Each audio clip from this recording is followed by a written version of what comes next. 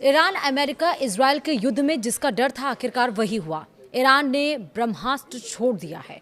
अब बूंद बूंद को तरसेगी खाड़ी देश। होर्मुज़ छोड़िए, आखिरकार इससे कैसे निपटेंगे। नमस्कार, आप देख रहे हैं न्यूज़ 18 का डिजिटल प्लेटफॉर्म। मैं हूं आपके साथ श्रुति श्रीवास्तव।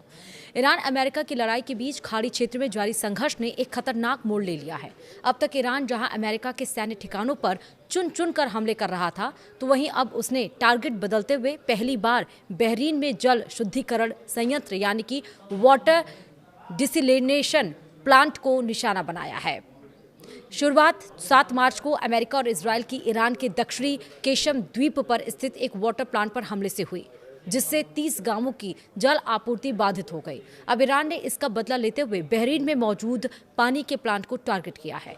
ईरान ने पहले बहरीन में अमेरिकी नौसेना बेस पर हमला किया और फिर एक ईरानी ड्रोन ने बहरीन के डिसैलिनेशन प्लांट को क्षतिग्रस्त कर दिया, जिसमें 3 लोगों के जख्मी होने की भी खबर है।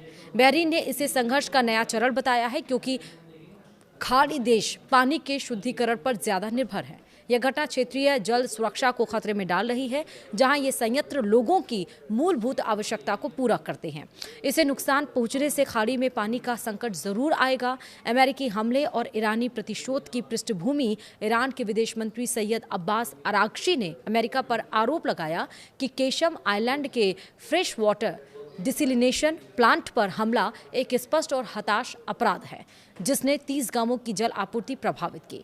अमेरिका ने जिस प्लांट पर हमला किया, यह संयंत्र ईरान के दक्षिणी क्षेत्र में महत्वपूर्ण था, जहां पानी की कमी पहले से ही एक बड़ी समस्या है। ईरान ने इस हमले को नागरिक सुविधाओं पर आक्रमण बताया और गंभीर परिणामों की चेतावनी दी थी। इसका बदला लेने के लिए ईरान ने बहरीन के जुफायर में अमेरिकी बेस पर मिसाइलें हमले किए। फिर उसने बहरीन के जल शुद्धिकरण प्लांट पर ड्रोन हमला किया, जो सीधे पानी को निशाना बनाने का पहला बड़ा मामला है। इससे पहले ईरान ने दुबई के जबेल अली बंदरगाह और अन्य ऊर्जा सुविधाओं पर हमले किए, जो वाटर प्लांट के पास थे, लेकिन अब सीधे निशाना बनाया एक नई रणनीति को जन्म देता है, जो और भी ज्यादा घातक है। विशेषज्ञों का मानना है कि अमेरिकी हमले ने ईरान को खाड़ी देशों की जल कमजोरियों का फायदा उठाने के लिए प्रेरित किया, और अब वही हो रहा है जिसका डर था।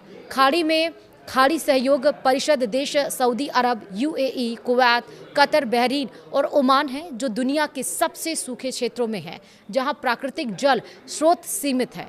ऐसे में ये देश इन प्लांट्स पर काफ़ी निर्भर हैं, जो समुद्री जल को पीने योग्य बनाते हैं। विश्व में खारे पानी को पीने लायक पानी बनाने की क्षमता का लगभग 60% अरब प्रायद्वीप में है, और फारस की खाड़ी के आसपास के संयंत्र दुनिया के 30% डिस्टिलाइज्ड वाटर का उत्पादन करते हैं।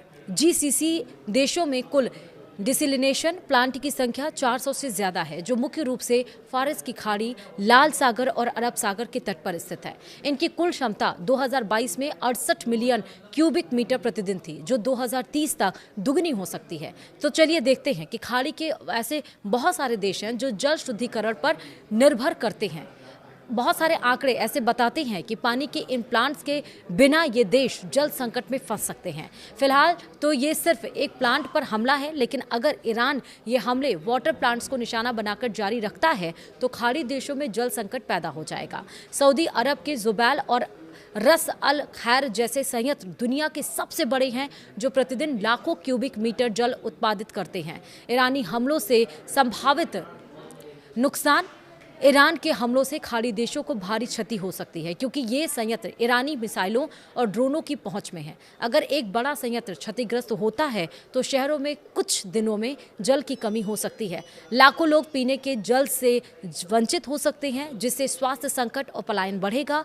ब्राइन डिस्चार्ज और तेल रिसाव से समुद्री जीवन प्रभावित हो सकता है, जो लंबे समय तक जल उत्पादन को बाधित करेगा। एक्सपर्ट्स का कहना है कि यह संघर्ष पानी को सबसे मूल्यवान संसाधन रहा है, कहीं ना कहीं तेल से भी ज्यादा कीमती है।